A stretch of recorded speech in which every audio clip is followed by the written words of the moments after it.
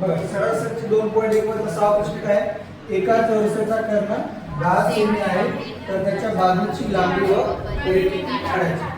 आता लक्ष द्या चौरसाचा म्हणजे आता चौरस सृष्टी तुम्हाला माहित असेल चौरस असा असतो की चौरसाचे चारी कोण काय असतात काटकोन असतात. चौरसाचे चारी कोण काटकोन आणि चारी बाजू पण एकरूप असतात. चौरसाच्या चारी बाजू एकरूप असतात समजलं. मग चौरसाचं नाव काय ए बी सी डी हा काय चौरस आहे. आता काय करायचं आपल्याला बाजू काढायचं कर्ण दिला कर्ण काढून घेऊन असं कर्ण आहे ओके नाही. चौरसाचे दोन्ही कर्ण एकरूप असतात म्हणजे एक जरी कर्ण माहित झाला तर दुसरा कर्ण काढता येईल म्हणजे दुसरा कर्ण आपला धाच आहे. मग चौकोन ए बी सी डी हा काय मग चौकोन ए बी सी डी हा चौरस आहे. हा काय चौरस आहे लक्षात आलं. आता चौरसाच्या चारी बाजू काय असतात एकरूप असतात म्हणून चौरसाच्या चारही बाजू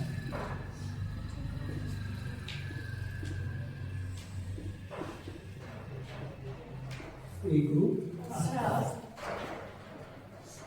चौरसाच्या चारी बाजू एकरूप असतात म्हणून आपण काय करूया ही चारी बाजू ए बी बरोबर बी सी बरोबर डी सी बरोबर ए डी बरोबर काय म्हणू एक्स म्हणू. चारी बाजू एकरूप असतात त्याला काय म्हणू आपण एक्स म्हणजे हे बाजू एक्स हे पण एक्स हे पण एक्स हे माहित नाही आपल्याला आता एक्स मांडला कळलं.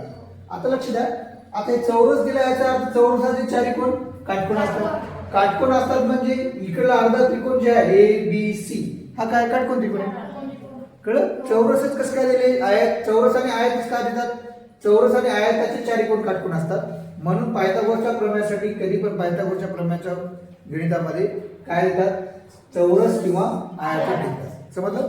अर्धा त्रिकोण कोणता इकडला इकडला त्रिकोण आणि हे घेऊन टाकूया आपण एक पॉइंट चौरसाचे चारी कोण चौरसाचे चारही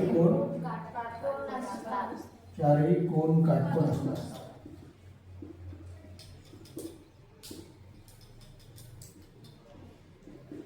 बरोबर म्हणून कोण बी बरोबर किती अंश मग 90 अंश.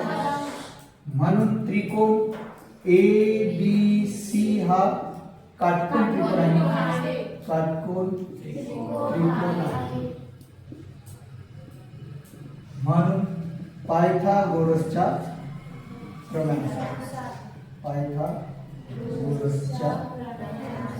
प्रमेयानुसार आता पायथागोरसच्या प्रमेयानुसार कर्ण कोणता आहे आपला एसी.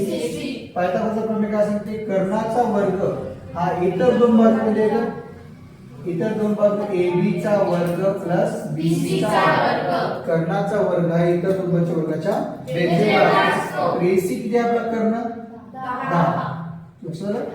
चौरसाचा कर्ण म्हणजे इथं काटकोन त्रिकोणाचा कर्ण तेच आहे 10 चा वर्ग. ए बी किती आहे x चा वर्ग बी सी पण किती आहे x चा 10 चा वर्ग 100 x चा 1 x चा वर्ग आणि 1 x चा वर्ग किती 2 x चा वर्ग. मिनिट लक्ष द्या मग x चा वर्ग काढा x चा वर्ग बरोबर हे दोन गुणाकार केल्यावर काय होते भाग पाडा म्हणजे 100 भागिले 2 येते 50 x चा वर्ग किती दे 50. आता x वर्ग किती आला 50. आपल्याला x चा वर्ग पाहिजे की x पाहिजे x पाहिजे बाजू पाहिजे ना. विग्रहाचे दोन्ही बाजूचे वर्गमूळ घेऊ मग x बरोबर येते वर्गमुळात 50 x बरोबर वर्गमुळात x बरोबर 50 सर सोपे रूप द्यायचं 50 ला कोण्या वर्ग संख्येने भाग देते तर 25 ला 25 दुने 50 मग x बरोबर 25 चं वर्गमूळ निघते 5 आणि 2 चे निघत त्या दिशेला तसे हे झालं बाजू. हे काय झालं आता काय करायचं परिमिती चौरसाची परिमिती बरोबर 4 गुणिले बाजू तर काय 4 गुणिले बाजू मग चौरसाची परिमिती बरोबर 4 लिहायचे बाजू किती आली 5 वर्गमुळात 2 आले 4 पंचे 20 वर्गमुळात 2 दिशाला तसं किती मग सेमी मध्ये आहे परिमिती पण कशात असते सेमी मध्ये समजलं. चौरसाची बाजू किती आहे मग 5 वर्गमुळात 2 सेमी आणि परिमिती काय 20 वर्गमुळात 2 समजलं. दुसऱ्याच प्रकारे करता येते. तर दुसऱ्या प्रकारचं बघा, लक्ष द्या. दुसरा प्रकार असा करता येईल शॉर्टकट मध्ये. चौरसाची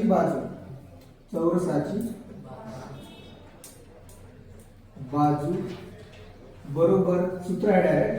चौरसाची बाजू बरोबर वर्गमुळात 2 गुणिले कर्ण असते. डायरेक्ट सूत्र. चौरसाची बाजू काढायचं आहे तर सूत्र आहे 1/वर्गमुळात 2 गुणिले कर्ण. मग 1/वर्गमुळात 2 जशाला तसे कर्ण किती आहे आपला 10. मग याला आता 10 वरचे करून 10 1 10 खाली वर्गमुळात 2. आता वर्गमुळात 2 खाली वर्गमुळात आहे. वर्गमुळात अपरिमेय संख्या आहे. मग आपण नववीमध्ये शिकले होते छेदाचे परिमेयकरण करा.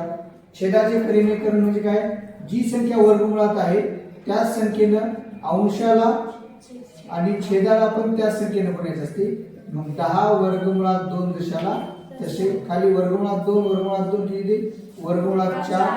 10 वर्गमुळात 2 आणि 4 चं वर्गमूळ 2 आणि 2 1 2 2 5 10 5 वर्गमुळात 2 म्हणजे बाजू किती आली मी सांगा 5 वर्गमुळात 2. इथं पण आली की नाही, इथं पण बाजू किती आली 5 वर्गमुळात 2 आणि परिमिती करताना हे 4 गुणिले 5 होतं. समजलं. म्हणजे दोन्ही पैकी आपण कोणतेही करू शकता. कोणतं सोपं आहे लिहा, दोन्ही लिहून घ्या आणि जे तुम्हाला परीक्षेमध्ये जे वाटलं ते करा. समजलं. म्हणजे दोन्ही पैकी आपण कोणतेही करू शकता. कोणतं सोपं आहे लिहा, दोन्ही लिहून घ्या आणि जे तुम्हाला परीक्षेमध्ये जे वाटलं ते करा.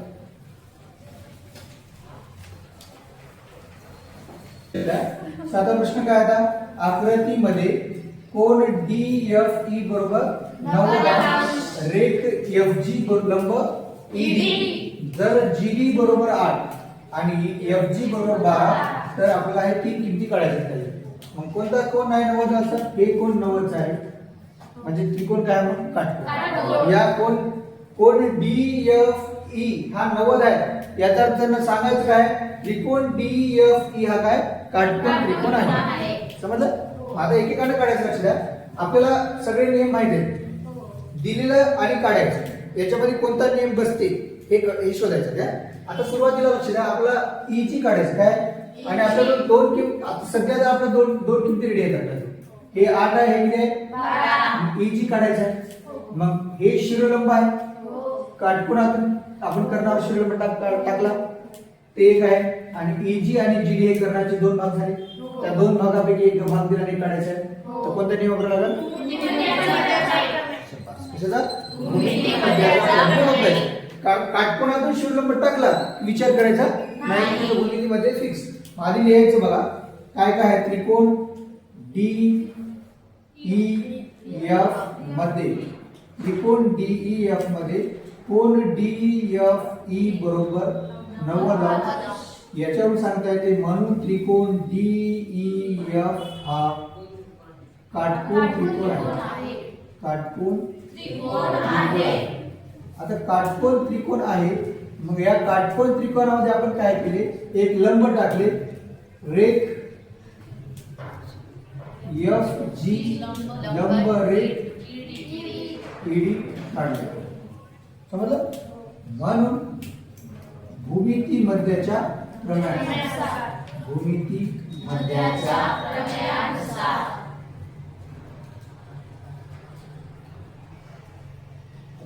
मध्याचा प्रमेय लक्ष द्या. काय, शिरोलंबाचा वर्ग म्हणजे FG चा वर्ग बरोबर GD गुणिले EG. कळलं. शिरोलंबाचा वर्ग बरोबर कर्णाच्या झालेल्या 2 भागाचा गुणाकार. वर्ग नाही कळलं. मग इथे FG किती आहे 12 चा वर्ग, GD किती आहे 8, EG काढायचा आहे जशाला तसा. मग 12 चा वर्ग 144, 8 जशाला तशी EG ला EG. मग EG काढायचं आपल्याला. EG एका साईडला ठेवा. हे 8 इकडे गुणाकार केल्यानं काय होते 144 भागिले 8. 8 1 8 किती उरला 6 किती 8 1 8 6 उरला 8 8 64. EG आला म्हणून 18 एक झाला आपला EG 18. समजलं सगळ्याला EG 18 कसा आला. आता काढायचं आहे आपला FD. आता FD आपल्याला हे इथं आहे आपल्याला आपल्याला जो दिलेली माहिती आहे चेक करायची आणि FD कसं काढू शकतो आपल्याला. आता इथं FD हे काढायचं आहे आपल्याला. आता हे काढण्यासाठी मला सांगा याचा काय भूमितीमध्ये नियम लागू होईल करायचं नाही.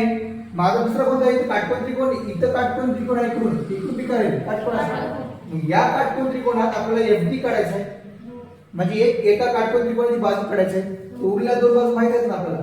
हे 8 आहे किती आहे 12. कोण्याही काटकोन त्रिकोणात दोन बाजू माहित असेल तिसरी बाजू काढायची असेल तर काय करायचं सांगा पायथागोरसचा प्रमेय. काय करायचं काटकोन त्रिकोण कोणता घ्यायचा आता काटकोन त्रिकोण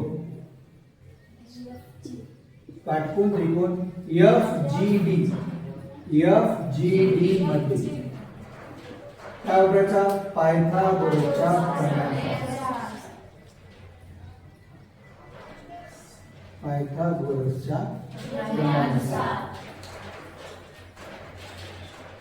कर्ण कोणता आहे काटकोनासमोरची बाजू असते कर्ण. हे काटकोन आहे मग त्याच्या समोर ही बाजू आहे एफडी. एफडी हा कर्ण आहे कळलं. काटकोन त्रिकोणात कर्णाचा वर्ग म्हणजे एफडी चा वर्ग इतर दोन बाजू कोणत्या आहेत जीडी आणि एफजी कळलं. मग एफडी चा वर्ग बरोबर जीडी चा वर्ग प्लस एफजी चा वर्ग समजलं. मग आता एफडी काढायचा एफडी चा वर्ग दिशाला तसं जीडी किती आहे 8 चा वर्ग एफजी किती आहे 12 चा वर्ग इथं 8 चा वर्ग 64 12 चा वर्ग 144. इथं बेरीज होते बघा 208 किती होती 208 एफडी चा वर्गला एफडी चा वर्ग. आता एफडी वर्गमूळ घ्या दोन्ही बाजूंचे वर्गमूळ घेऊन आता दोन्ही बाजूचं वर्गमूळ घेतल्यानंतर बघा एफडी चा वर्ग निघून जाते आणि या 208 चं वर्गमूळ निघत नाही दिशाला. आता याला सोपे रूप द्यायचं आपल्याला 208 ला सोपे रूप द्यायचं आपल्याला काहीच कळणार नाही. आपण हे सोपे रूप द्यायचं म्हणजे काय करायचं याला अशा मोठ्यात मोठ्या वर्गसंख्येनं भागायचं की कोणाला वर्गसंख्येनं भाग जाते बघा मोठ्यात मोठ्या वर्गसंख्येनं भागायचं आपल्याला. कोणत्या मोठ्यात मोठ्या वर्गसंख्येनं भाग जाते याला ते चेक करूया. काहीच कळणार गेलं तर सुरुवातीला इथं माहिती तुम्हाला छोटी वर्गसंख्या कोणती आहे सांगा भागणार. छोटी वर्गसंख्या कोणती आहे भागणार याला वर्गसंख्या 4 न भाग जाते. सर्वात छोटी 4 न जाते ना 4 न भागले आपण ठीक आहे 208 ला 4 न भागलो 4 पंचे 20 4 गुणे 8 मी याला असं लिहिलो 4 गुणिले 52 बाजूला करायचे परीक्षेमध्ये आले. मग हे 4 चं वर्गमूळ निघते 52 चे निघते का आणखी या 52 आहे मध्ये आणखी या 52 ला कितीने भाग जाते 52 ला आणखी 4 ने भाग जाते हो की नाही 4 13 चौक 52. मग हे 2 ला 2 गुणिले हे 4 चं वर्गमूळ आणखी बाहेर निघते 2 आणि मध्ये 13 ला निघत नाही दिशाला तसं इथे काय 4 वर्गमुळात 13 मग हे 4 आलं बाहेर. 4 म्हणजे कितीचा 4 मध्ये टाकता त्याला वर्ग करावं लागतं. 4 ला जर मध्ये टाकला म्हणजे काय ते 16 होते म्हणजे याचा कोण्या वर्गसंख्येने भाग जाते याला 16 ने. किती भागायचं ते मग इथे एफडी बरोबर काय लिहिणार आपण 16 गुणिले वर्गमुळात 3. एफडी बरोबर याचं वर्गमूळ निघते 4 आणि वर्गमुळात 13 समजलं. काहीच कळणार नाही तर बाहेर बाजूला काय करायचं छोट्या वर्गसंख्येने भागू शकता परंतु अनेक वेळेत भागायला लागतो. जोपर्यंत वर्गसंख्या भाग जाते तिथपर्यंत द्यायचं.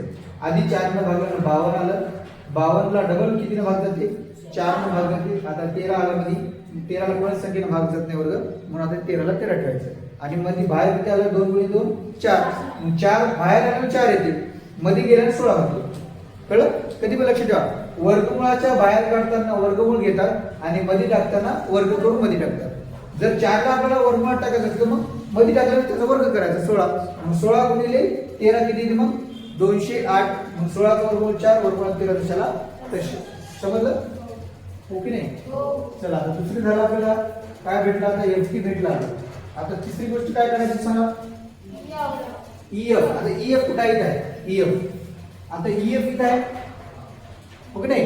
मग या त्रिकोणात बघा काटकोन त्रिकोण ईजीएफ बघा काटकोन त्रिकोण बघा ईजीएफ मध्ये दोन बाजू दिल्या बघा ईजी 18 आहे एफजी 12 आहे. दोन बाजू तिसरी बाजू काढू शकता की नाही. तिसरी बाजू काटकोनासमोरची बाजू आहे उरलेली बाजू काटकोनासमोरची म्हणजे काय ते करणार आहे. कोणत्या त्रिकोणात पायथागोरसचा प्रमेय वापरायचा काटकोन त्रिकोण कोणता काटकोन त्रिकोण ईजीएफ. काटकोन त्रिकोण ईजीएफ मध्ये पायथागोरसच्या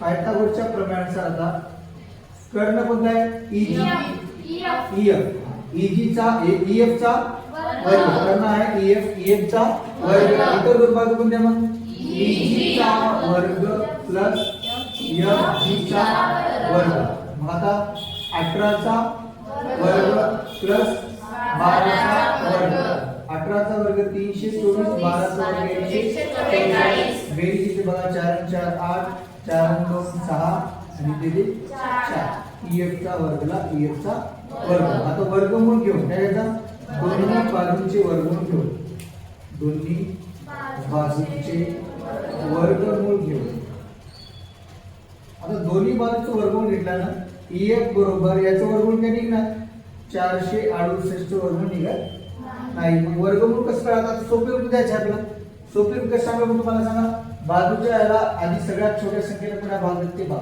468 ला पुन्हा संख्येत भाग देते वर्गमूळ 4 साठी 468 ला आता कोण्या वर्ग संख्येने भाग देते सगळ्यात छोट्या 4 1 4 किती उरले इथे 4 1 4 आणि किती उरले आता 2 4 7 28 समजलं मग आता हे 4 चं वर्गमूळ निघते 2 आता 117 आहे त्यामध्ये 117 ला कोण्या वर्ग संख्येने भाग जाते 4 ने जाते का आता नाही 4 नंतरची वर्ग संख्या 9 ने जाते का भाग बघा अंकांच्या बेरजेला 9 ने भागले जाते मग इथे लिहायचे 2 ला 2 9 ने भागले बघा 9 1 9 2 उरले 9 3 27 मग 9 ला बाहेर आल्यानंतर 3 आणि वर्गमूळ किती 13 कळलं वर्गमूळ किती दिलं 13 हे 2 9 चं वर्गमूळ 3 वर्गमूळात 13 म्हणून तिथे 2 3 6 6 वर्गमूळात 13 म्हणजे 6 आलं मग 6 मध्ये मध्ये टाकलं का 36 मग ईएफ किती दिले मग 36 ने भाग 36 गुणिले वर्गमूळात 13 आणि 36 चं वर्गमूळ निघते 6 वर्गमूळात 13 कशाला तसं हेच आपल्याला काढायचं म्हटलं होतं तिन्ही किती काढलं अवघड आहे काय समजलं लिहा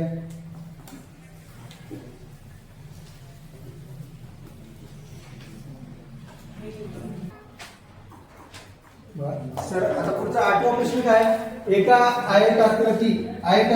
एका आयताची लांबी 35 सेमी आणि रुंदी किती आहे 12 सेमी काढायचं आपल्याला कर्ण त्याचा आयत काढले आपण आयताचं नाव दिले एबीसीडी त्याचा कर्ण काढले आयताचे दोन्ही कर्ण एकरूप असतात आणि आयताचे चारी कोण काय असतात काटकोन समजलं मग आपल्याला कर्ण काढायचं आहे ही आयताची लांबी आहे ही आयताची रुंदी आहे कळलं आयताची लांबी आणि रुंदी कर्ण काढायचं एसी आता या आयतामध्ये हे एसी आयताचा कर्ण आहे एसी आयताचा कर्ण आहे एसी या ए बी सी या काटकोन त्रिकोणाचा बी कर्ण आहे किंवा ए बी सी या काटकोन त्रिकोणाचा कर्ण आहे ओके नाही आपल्याला ए बी सी मध्ये पायथागोरसचा प्रमेय वापरून आपण एसी काढू शकतो की नाही पायथागोरसचा प्रमेय असा त्रिकोण एबीसी चा एसी म्हणजेच चौकोन ए बी सी डी आयतचा काय असतो तो कर्ण असतो एसी कर्ण काढायचा ना आपल्याला आता लक्ष द्या सुरुवात करून करणार चौकोन ए बी सी डी हा आयत आहे बघा जे आकृती आहे त्याचा उल्लेख करायचा आहे इथे चौरस आहे म्हणजे इथे काय आयत आयताचे चारी कोण काय असतात काटकोन असतात आयताचे चारही कोण काटकोन असतात आता आयताचे चारी कोण काटकोन असतात असं आपल्याला लिहायची गरज का पडाली तर आपल्याला एक कोण काटकोन पाहिजे काटकोन असेल तर त्रिकोण काटकोन असतो काटकोन त्रिकोण असतो काटकोन त्रिकोण असेल तर पायथागोरस वापरता येते आपल्याला पायथागोरसचा प्रमेय वापरायचं कळलं आपल्याला पण ते त्रिकोण काटकोन पाहिजे नाही आधी मग त्रिकोण काटकोन दाखवायसाठी एक कोण काटकोन दाखवावं लागते म्हणजे आपण कशाच्या आधारावर काटकोन दिले मग आयतच का दिले चौकोन का नाही कारण आयताचे चारी कोण काटकोन असतात म्हणून आयताचाच उल्लेख दिलेला कळलं आयताचे चारी कोण काटकोन असतात म्हणून कोण बी बरोबर किती अंश म्हणून इकडे अर्धा त्रिकोण घ्या ए बी सी त्रिकोण ए बी सी हा काटकोन त्रिकोण आहे म्हणून पायथागोरसचा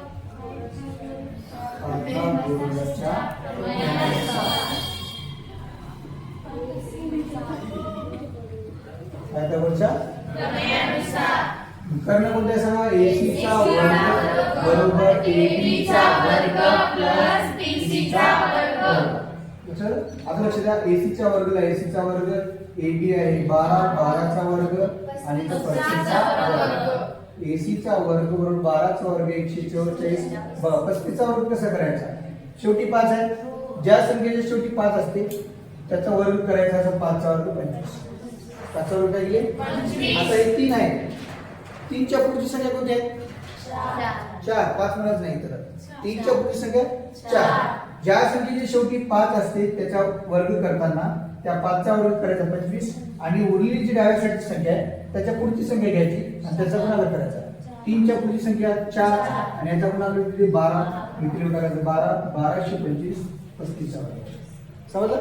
आता तुम्हाला 65 चा वर्ग करा किंवा 75 चा वर्ग करा म्हणतो मग 5 चा वर्ग 25 7 च्या पुढची संख्या 8 7 8 56 समजलं असं वर्ग करायचं.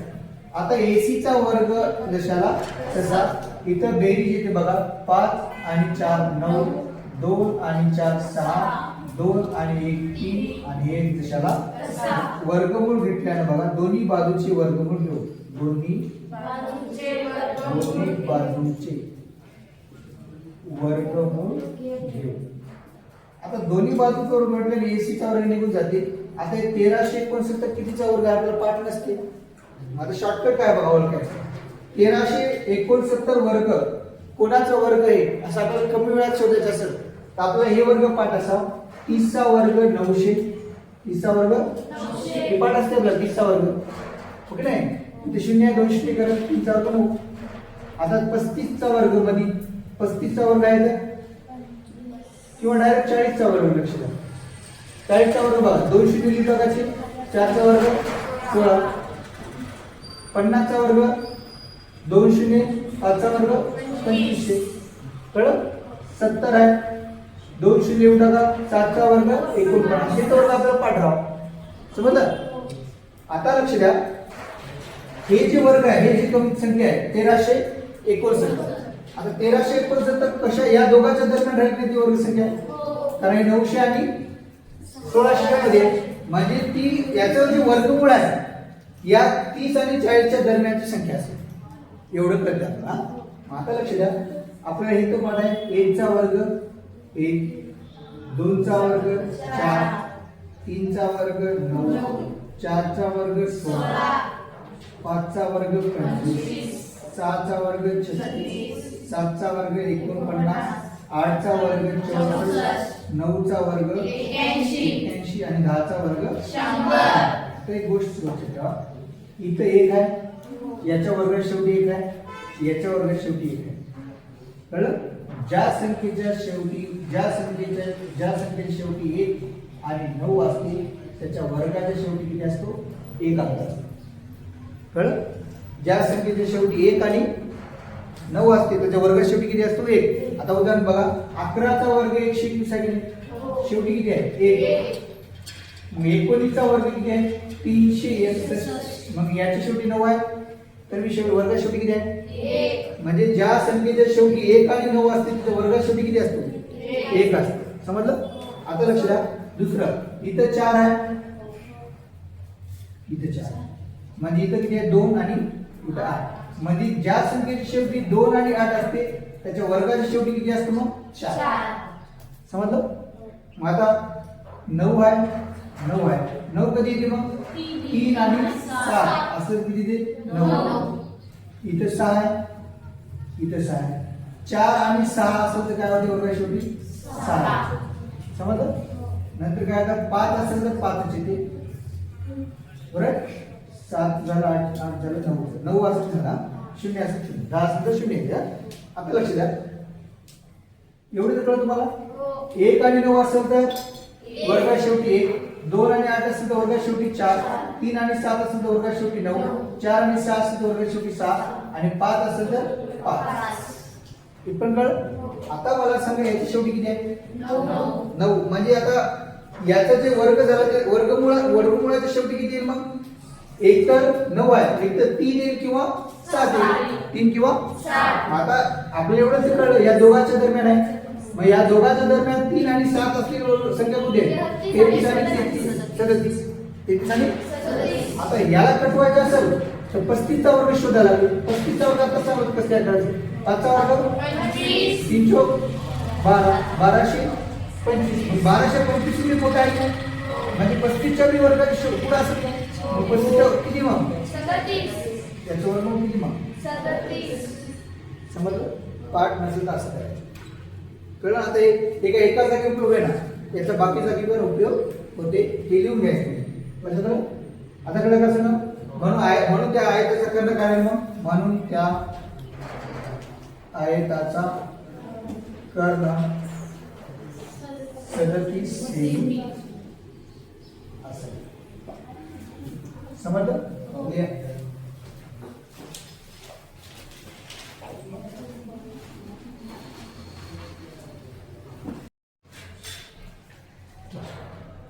नंबर प्रश्न काय बघा, आकृतीमध्ये यम हा बाजू क्यूआरचा काय बिंदू यम काय यम हा काय क्यू आर चा मध्यबिंदू. करेक्ट? आता मध्यबिंदू आहे म्हणजे मध्यबिंदूचं काम काय असते? दोन समान भाग करणे. म्हणजे कोणते भाग झाले मग? आर एम आणि एम, हे दोन भाग झाले समान. मग काय येणार आपण सांगा? आकृतीमध्ये बिंदू यम हा बाजू क्यू आर चा मध्यबिंदू आहे.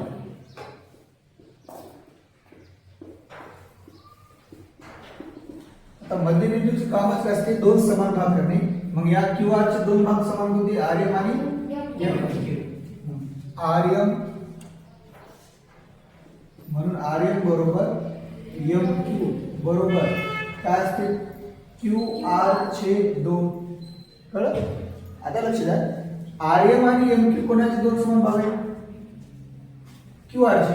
मग लक्ष द्या, एखाद्या गोष्टीचे दोन समान भाग झाले, ते दोन समान भाग मूळच्या पूर्ण भागाचे काय असतात? निम्मे असतात. समजलं? उदाहरणार्थ मी म्हणलो क्यू आर समजा 10 आहे, क्यू किती आहे? आणि एम हा क्यू आर चा मध्यबिंदू आहे, तर आर एम किती राहील? आणि एम क्यू किती राहील? तुम्ही सांगा, आर एम आणि एम क्यू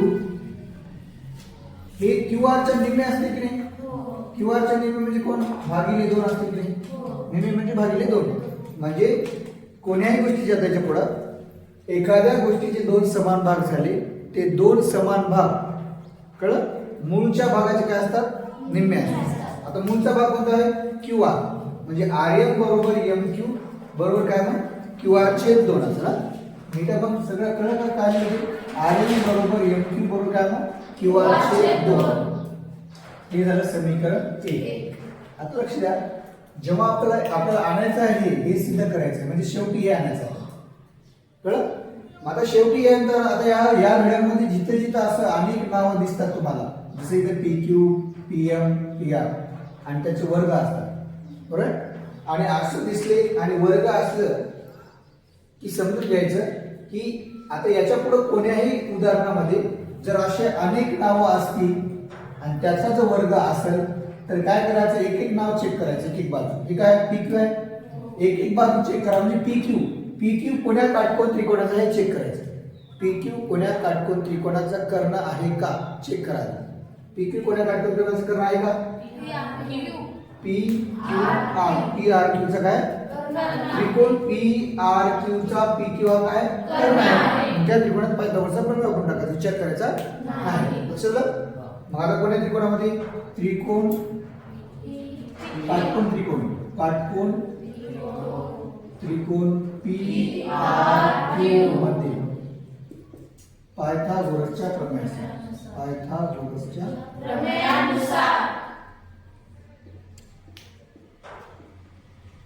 पायथागोरसचा प्रमेय काय? कर्णाचा वर्ग म्हणजे कोणाचा वर्ग? बरोबर पी आर चा वर्ग. समजलं?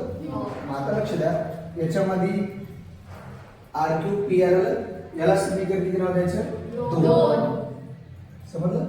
समीकरण 2 नाव दिले. आता हे झालं पी क्यू चेक केले. आता पीएम कोण्या काटकोन त्रिकोणाचा कर्ण आहे का चेक करा.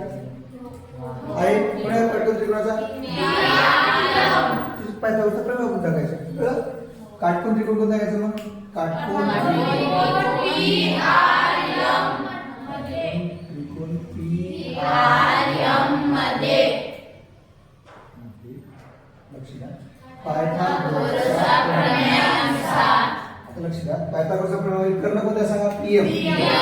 पीएम चा वर्ग बरोबर पीआर चा वर्ग प्लस आरएम चा वर्ग. समजलं? हो. आता इथं आरएम आहे परंतु या पीएम सोबत किती आहे? 4. म्हणजे 4 आला का आता पीएम सोबत? नाही. या पीएम सोबत 4 कसा आहे बघा. पीएम चा वर्गला पीएम चा वर्ग उत्तर दिसलं नाही. इथं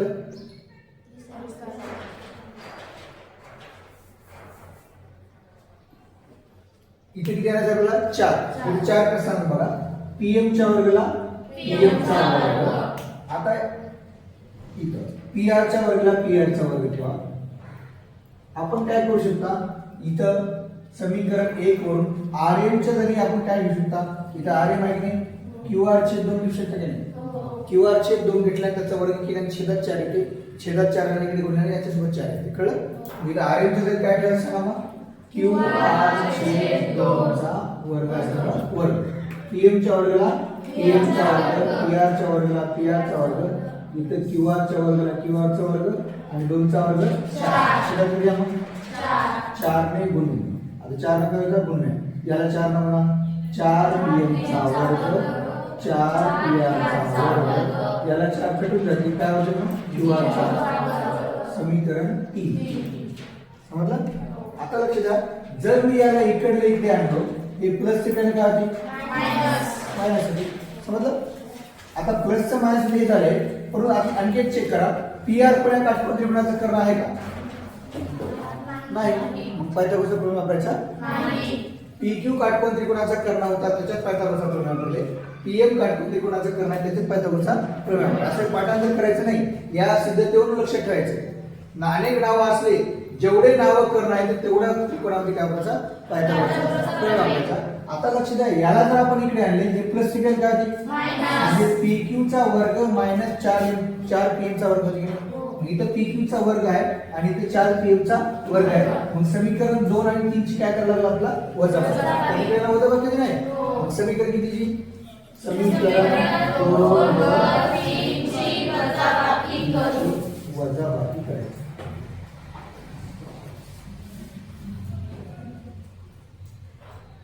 वजाबाकीचं काय आपल्याला कळलं? याला इकडे आपण चेक केले. इकडे हे प्लस इकडे काय होते? मायनस. या पीक्यू चा वर्ग 4 पीएम चा वर्ग ची वजाबाकी करायची. कळलं? मग समीकरण 2 आणि 3 ची वजाबाकी करताना डाव्या साईडची डाव्या साईडला वजाबाकी करा. उजव्या साईडची उजव्या साईड. डाव्या साईडला कोण आहे मग? पीक्यू चा वर्ग मायनस 4 पीएम चा वर्ग बरोबर पीआर चा वर्ग प्लस आरएम चा वर्ग. काय? पीआर चा वर्ग मायनस नाही प्लस आर क्यू चा वर्ग. समजलं? इथं आपल्याला काय करायचं आहे? वजाबाकी करायचं आहे. मग वजाबाकी करायचं वजा लिहा आणि डाव्या साईडला किती कोण आहे? हे. कळलं? इथे 2 पद आहे. 2 पदाचं रिलेशन काय लागते? 4 पीआर चा वर्ग प्लस क्यूआर चा वर्ग. समजलं? मग इथं याला जर आपल्याला दिशातच ठेवायचं आहे. पीक्यू चा वर्ग 4 पीएम चा वर्ग पीआर च्या वर्गाला पीआर चा वर्ग आरक्यू च्या वर्गाला आरक्यू चा वर्ग प्लस मायनस 4 पीआर चा वर्ग प्लस मायनस क्यूआर चा क्यूआर आणि आरक्यू घेतले. पीक्यू च्या वर्गाला पीक्यू चा वर्ग 4 पीएम च्या वर्गाला 4 पीएम चा वर्ग इथे पीक्यू च्या वर्गाला पीक्यू चा वर्ग 4 पीएम च्या वर्गाला 4 पीएम चा बघा.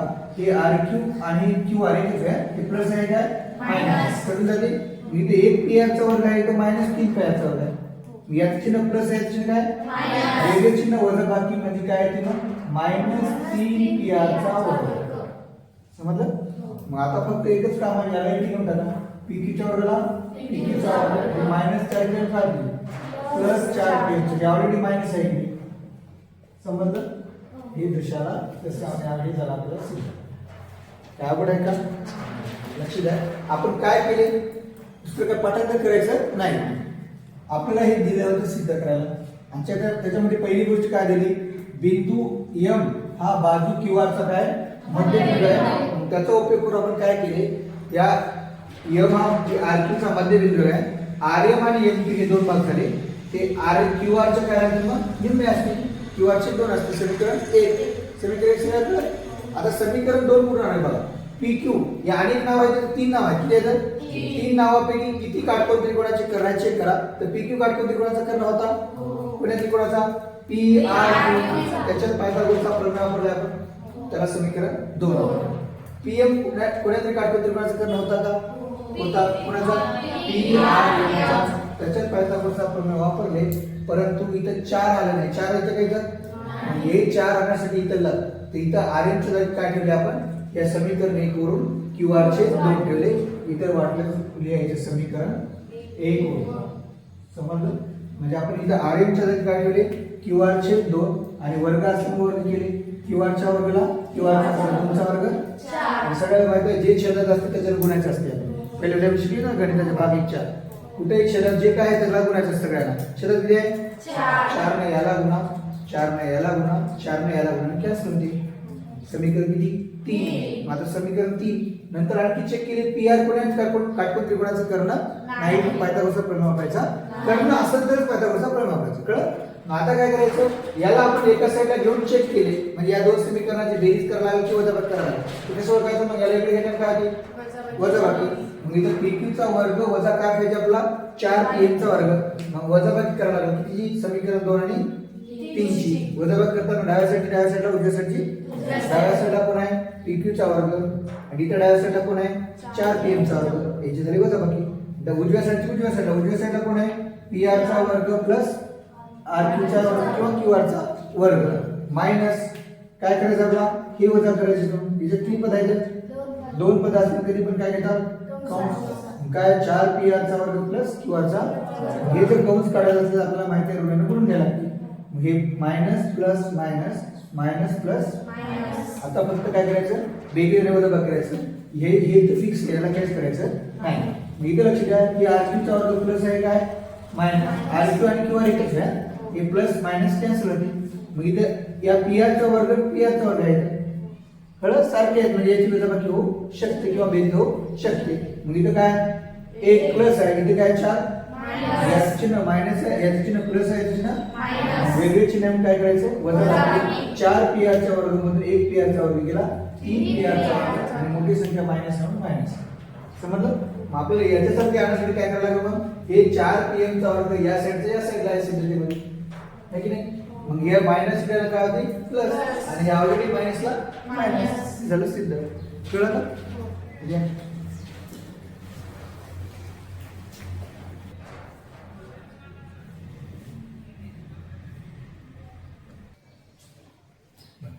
आता शेवटचा बघा 2.1 मधला शेवटचा प्रश्न 10वा काय रस्त्याच्या दुतर्फा असलेल्या इमारतीच्या भिंती एकमेकींना काय तर समान समजलं आता एक रस्ता काढूया आपण एक रस्ता कळलं ही रस्त्याची रुंदी आहे AB ही रस्त्याची रुंदी आहे कळलं काय आपले रस्त्याच्या दुतर्फा म्हणजे दोन्ही बाजूला दोन्ही टोकांना कळलं दुतर्फाचा अर्थ काय दोन्ही टोकांना दोन इमारती आहेत एक इमारत आणि एक दुसरी इमारत अशा दोन इमारती आहेत दोन्ही टोकांना दुतर्फा मग इमारती जमिनीस काय असतात लंब असतात इमारत जमिनीस लंब असतात आणि इथे एक खिडकी आहे 4 मीटरवर आणि इथं इथे खिडकी आहे 4.2 कळलं समजा खिडकी आहे ABC इथे C या ठिकाणी खिडकी आहे इथं D या ठिकाणी समजलं आता शिडी लावायची आपल्याला रस्त्याचा दुतर्फा असणारी इमारती भिंती परस्पर काय तर समान राहील समजलं 5.8 मीटर लांबीची शिडी एक टोक रस्त्यावर ठेवले बरोबर एक टोक असा शिडी अशी लावतो आपण अशी तितकंच लावतो शिडी काय उभी राहतं कसं? मग एक टोक, आता एक खालचं टोक इथे आहेच नाही, एफ या ठिकाणी खालचं टोक आहे शिडीचं, कोणत्या ठिकाणी? एफ. आणि वरचे टोक आता पहिल्या इमारती खिडकी किती उंचीवर आहे? 4 मीटर असलेल्या खिडकीवर, 4 मीटर उंचीवर असलेल्या खिडकीजवळ दुसरे टोक टेकलं. कशाचं? शिडीचं. कळलं? खालचे टोक कुठे आहे? एफ या ठिकाणी. तर वरचे टोक पहिल्या इमारतीच्या 4 मीटर उंचीवर असलेल्या खिडकीवर टेकवले.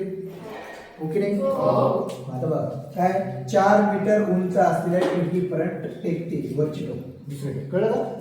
आता त्याच ठिकाणी शिडी ठेवून दुसऱ्या बाजूस वळविल्यास तिचे वरची टोक दुसऱ्या इमारतीच्या 4.2 मीटर उंच असलेल्या खिडकीपर्यंत टेकते. आता शिडी त्याच ठिकाणी ठेवले, अशी फिरवली, बरोबर? मग इथे टेकते असं वरची टोक आहे. ओके नाही? मग दुसरी जी खिडकी आहे किती उंचीवर आहे? 4.2 मीटर. समजलं? ओके नाही?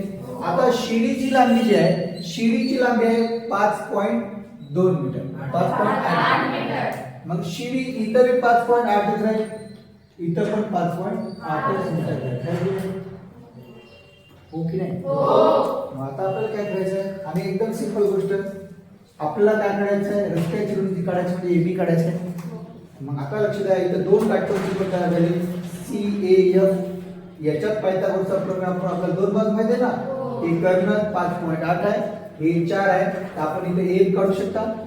या काटकोन त्रिकोणात हे कर्ण माहित आहे, हे बाजू माहित आहे, इथं आपण FB काढू शकता. मग AF आणि FB ची बेरीज केल्यानंतर काय येते? AB. म्हणजे आपल्याला इथे 2 काटकोन त्रिकोणामध्ये पायथागोरसचे प्रमेय वापरायचे आहे. समजलं? मग आता काय करायचं? आपण लक्ष द्या, याच्यात आधी माहिती लिहायची आहे. आकृतीमध्ये कोण काय काय लिहून टाकता? आकृतीमध्ये AB रस्त्याची रुंदी आहे, AB रस्त्याची रुंदी आहे. समजलं? बघ,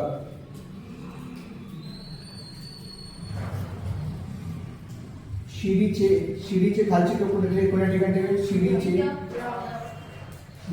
खालचे टोक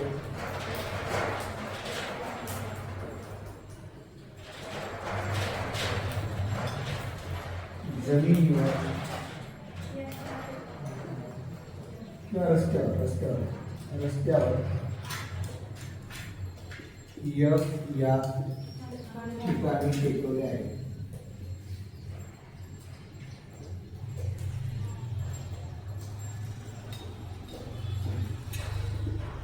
व वरचे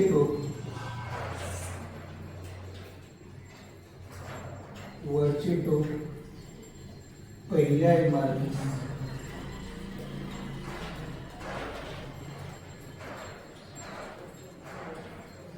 C व दुसऱ्या इमारतीस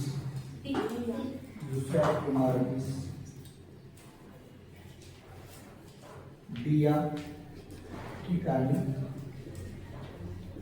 टेकवले आहे.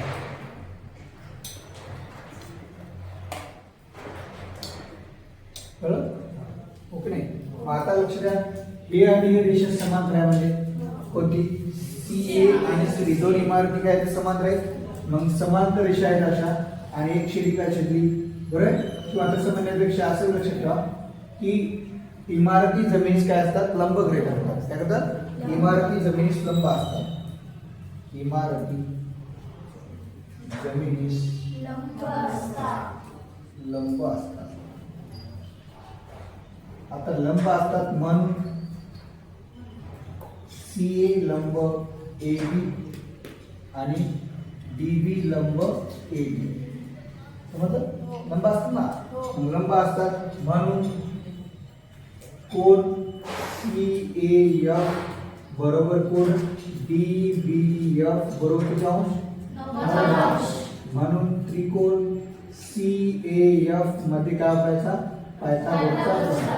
CAF मध्ये पायथागोरसच्या प्रमेयानुसार कर्ण कोणता आहे? CF चा वर्ग बरोबर CA चा वर्ग प्लस AF चा वर्ग, 5.8 चा वर्ग, CA 4 चा वर्ग एफ काढायचं देशाला. आता या 5.8चा वर्ग करताना 58 पाठ नसेल तर इथे 58 मध्ये 58 करा. 88 चे अंश 4 ह्याच्याला 6. आता 45 7 46 अधिक 45 शून्य ह्याच्याला 4 5 25 4 29 4 6 13 ला 3 ह्याच्याला 3. कळलं? मग आता इथं पॉईंट इथे पॉईंट मध्ये काय इथे पॉईंट मध्ये काय एकाने 2 म्हणजे किती येईल मग 33.64. कळलं? 4 चा वर्ग 16 AF चा वर्ग AF चा वर्ग मग AF काढायचा मग AF चा वर्ग जशास तसा 33.64 ला 33.64 एक प्लस होईल काय होईल -16 मग AF बरोबर AF चा वर्ग बरोबर येते 17.64 वजा किती दे 17.64 मग AF चं वर्गमूळ घ्या. वर्गमूळ घेऊन आता वर्गमूळ घेताना AF चा वर्ग निघून जाते पण हे कितीचा वर्ग आहे आपल्याला माहित नाही. आता 1764 काय सांगलं तुम्हाला माहिती का की वर्ग संख्या कशी ओळखायची. मग आता सांगा 30 चा वर्ग किती 900 40 चा वर्ग 1600 आणि 50 चा वर्ग 2500. म्हणजे आता मला सांगा 1764 या दोघांच्या दरम्यान आहे की नाही 1600 आणि 2500 म्हणजे आता शेवटी किती आहे मग 4. कोणाच्या शेवटी 4 येते ज्या संख्येची शेवटी 2 आणि 8 असते त्याच्या वर्गाची शेवटी किती 4. मग सांगा 40 पासून 50 पर्यंत 2 आणि 8 असणारे अंक कोणते आहेत 42 आणि 48. एक तर तो 42 चा वर्ग असला पाहिजे किंवा 48. 42 चा अधिक चेक करून आपण कळलं 2 दुणे 4 2 8 किती उरला काहीच नाही प्लस 2 चौक 8 आणि इथं 16 4 6 7 1 किती झालं मग 42 चा वर्ग किती 1764 कितीचा वर्ग आहे 42. मग 42 चा वर्ग आहे पण इथं पॉईंट असल्यामुळे 4.2 समजलं. मग AF किती आला सांगा 4.2. आता काढायचं काय आपल्याला काटकोन त्रिकोण कोणामध्ये काटकोन त्रिकोण DEF काटकोन त्रिकोण DEF मध्ये समजलं. कर्ण बघा DF चा वर्ग बरोबर BD चा वर्ग प्लस FD चा वर्ग. DF किती 5.8 चा वर्ग BD आहे 4.2 चा वर्ग FD चा वर्गला 1. आता जर केले आपण 58 चा वर्ग किती आला 33.64 याचा वर्ग आताच केले आपण 17.64 आणि FD चा वर्ग FD चा वर्ग FD घ्या FD चा वर्ग बरोबर काय मग 33.64 इथे प्लस होईल का ते मायनस 17.64 FD चा वर्ग बरोबर 16 वजा किती 16 मग वर्ग बरोबर किती आहे FD बरोबर किती 4 हे 4.2 आणि हे 4 AB काढायचं ना बघा मग AB बरोबर दोघांची बेरीज कोणाची AF प्लस FD म्हणजे 4.2 प्लस 4 8.2 म्हणून त्या रस्त्याची रुंदी किती मग 8.2 मीटर हे वाक्य ऍडमिट टाकले. कळलं म्हणून त्या रस्त्याची रुंदी 8.2 मीटर असेल. काय बोलायला समजलं 8.2 एक्चुअली इकडे 8.2 दिसणार इकडे 8.2 मीटर समजलं. 4.2 आणि 4 किती 8.2